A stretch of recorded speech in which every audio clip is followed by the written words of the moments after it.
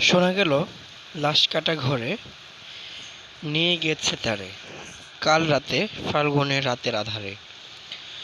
যখন গিয়েছে ডুবে পঞ্চমীর চাঁদ, মরিবার হলো তার সাধ। বধূ শুয়েছিল পাশে, শিশুটিও ছিল, প্রেম ছিল, আশা ছিল, জ্যোৎস্নাও ছিল। তবু সে দেখিল কোন ভূত, ঘুম কেন ভেঙে গেল তার, অথবা হয়নি ঘুম বহুকাল। লাশ কাটা ঘরে শুয়ে ঘুমায় এবার।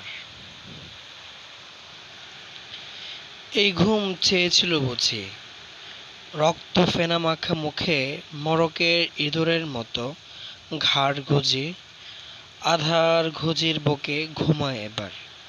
কোনোদিন জাগিবে না আর, কোনোদিন জাগিবে না আর, জানিবার গাঢ় বেদনার অবিরাম অবিরাম ভার সহিবে না আর।